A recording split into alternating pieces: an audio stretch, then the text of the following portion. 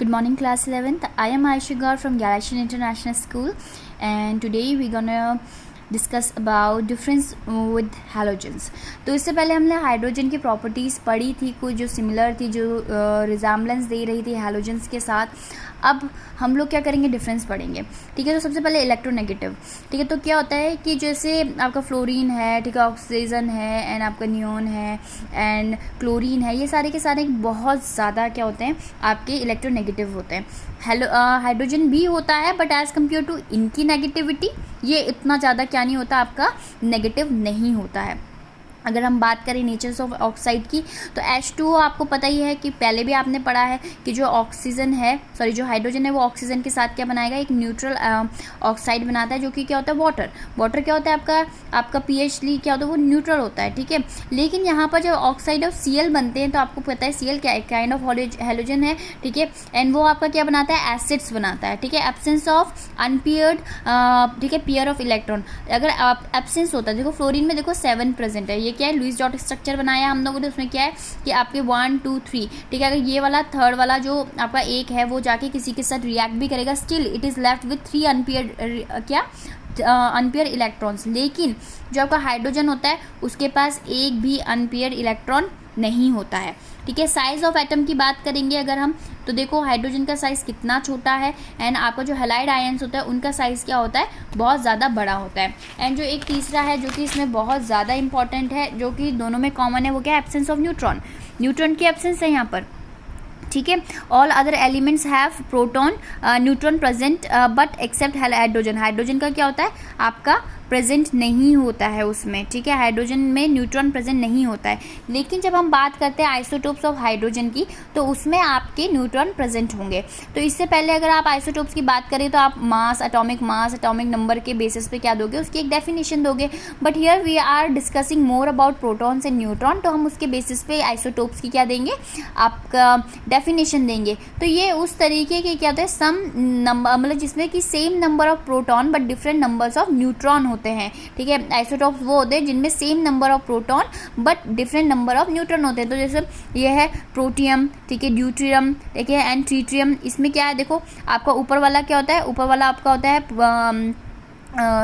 ऊपर वाला आपका होता है आपका प्रोटॉन, और नीचे वाला होता है न्यूट्रॉन। तो देखो इसमें क्या है, प्रोटॉन में 1 1 है।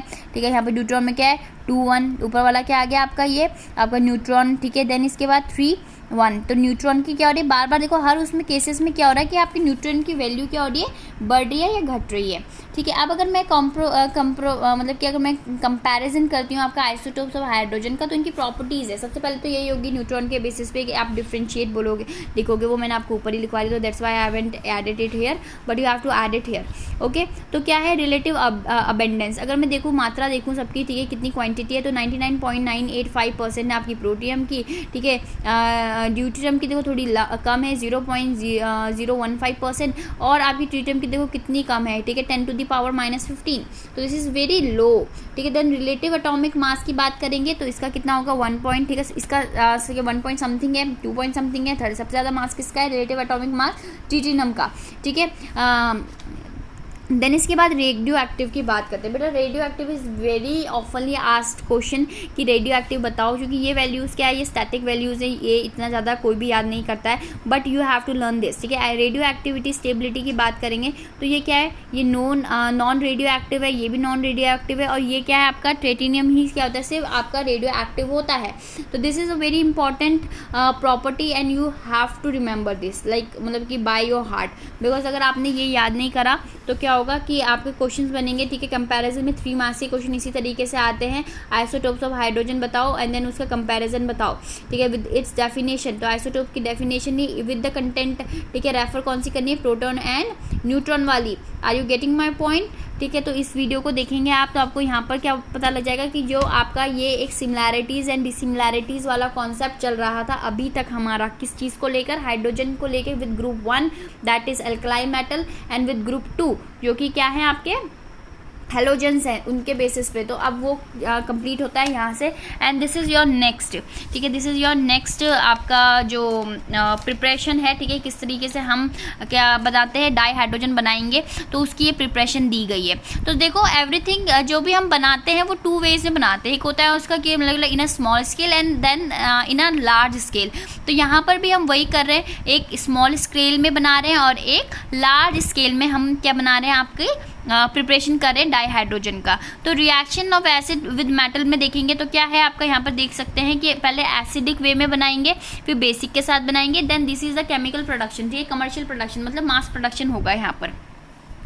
तो रिएक्शंस देखते हैं सबसे पहले किसके साथ, एसिड्स के साथ। तो यहाँ देखो एग्जांपल हमने लिया है, ठीक है, एक्टिव मेटल्स जो कि एक्टिव है, ठीक है, they are ready to what, they are ready to react. तो Zn+2 HCl लेंगे तो ZnCl2 प्लस हाइड्रोजन ऊपर क्या हो जाएगा आपका, ऊपर चला जाएगा, मतलब कि गैसेस फॉर्म में चला जाएगा।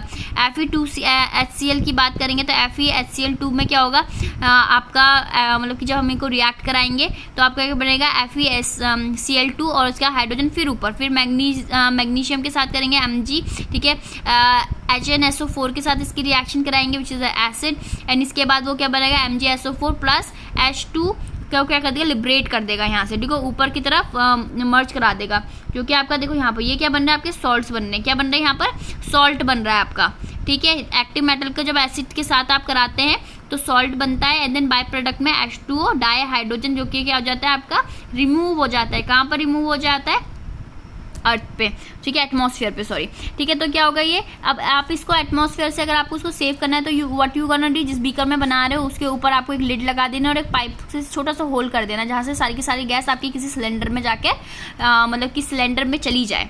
तो reaction of bases with metal, अगर reaction of bases with metal की बात करें तो यहाँ देखिए ये क्या हो रही है, ये बेसिस है, ठीक है, NaOH ये काइंड ऑफ बेस है, ठीक है, उसकी रिएक्शन हम Zn के साथ कराएंगे, मेटल ये Zn, तो क्या बनेगा Na2ZnO2 plus H positive, that is sodium zincate. क्या बना दिया यहाँ पर, सोडियम जिंकेट बना दिया। बट सोडियम जिंकेट का हमको ध्यान नहीं रखना, हमको अभी क्या चाहिए, what we want H2O and we have H2, ठीक है, यहाँ पर H2 हमें मिल रहा है। H2 क्या हो रहा है आपका मतलब कि एटमॉस्फेयर में चला जाएगा, या फिर इफ़ यू आर मेकिंग, देखो अगर if you are making it for your use तो आप क्या करोगे, उसको कंटेनर में या फिर सिलेंडर में शिफ्ट करा दोगे। देन इसके बाद अगर बात करूँ तो मैं 2L plus 2KOH plus 2H2O क्या देगा, जब मैं इनकी रिएक्शंस कराऊंगी तो 2KAlO2 प्लस 3H4 जो कि क्या बनेगा, पोटेशियम एल्यूमिनियम ऑक्साइड। हमेशा याद रखना K क्या होता है आपका, पोटेशियम होता है, ठीक है, एंड आपका जो फॉस्फोरस होता है वो P से डिनोट होता है। Don't get confuse between potassium and phosphorus. Then अगर मैं बात करूँ तो ये रिएक्शन किस लिए इंपॉर्टेंट है, why it is important, because ये क्या है आपकी इसको, ठीक है, यूनियो मैथड बोलते हैं। कौन सा मैथड बोलते हैं, यूनियो मैथड बोलते हैं, इसलिए यूनियोस मैथड बोलते हैं, इसलिए ये रिएक्शन इंपॉर्टेंट है, क्योंकि ये प्रिपरेशन के अलावा भी आ सकती है। सिंपल मैं लिख सकती हूँ स्टेट यूनियो रिएक्शन, तो you have to give this reaction, make sure that आप ये रिएक्शन याद करेंगे, क्योंकि this is something which is very different. और अगर इस तरीके का कॉन्सेप्ट आपकी किसी भी उसमें आता है तो इसका याद रखना है कि ये एग्जाम प्रोस्पेक्टिव से ज़्यादा इंपॉर्टेंट है। तो इसके बाद हम नेक्स्ट चीज़ क्या पढ़ेंगे, commercial productions of di hydrogen. उसमें मैं आज आपको इस वीडियो में सिर्फ एक इंट्रो दे देती हूँ कि हम पढ़ेंगे इलेक्ट्रोलिसिस ऑफ वाटर, देन हम पढ़ेंगे preparation of highly pure di hydrogen. मैं इसको इसलिए बोल रही हूँ क्योंकि हाईली प्योर डाई हाइड्रोजन, क्योंकि ये नीट में आ चुका है इससे पहले भी और JEE में भी आ चुका है, तो you have to remember these things. क्यों, इसलिए क्यों बोल रही हूँ मैं, क्योंकि ये वाले क्वेश्चंस आ जाते हैं आपके कॉम्पिटिटिव एग्जाम्स में भी। तो जिनकी कॉम्पिटिटिव एग्जाम्स की जिन चीज़ों की वैल्यू होती है, you have to remember it very properly. तो हम लोग इसके बाद हम एक बोश का क्या करेंगे, प्रोसेस हम फाइंड आउट करेंगे कि उससे हाइड्रोजन कैसे बनता है। याद रखना यहाँ पर कमर्शियल प्रोडक्शन हो रहा है, मतलब मास में प्रोडक्शन होगा, क्वांटिटी क्या होगी, बहुत ज़्यादा लार्ज होगी। तो आई गेस अभी तक आपको समझ में आ गया होगा, ठीक है। And please complete your hydrogen, हमने यहाँ से स्टार्ट किया है, ठीक है। Please complete your notes and submit your copies to me like personally और in ERP. Thank you class and be happy and be safe.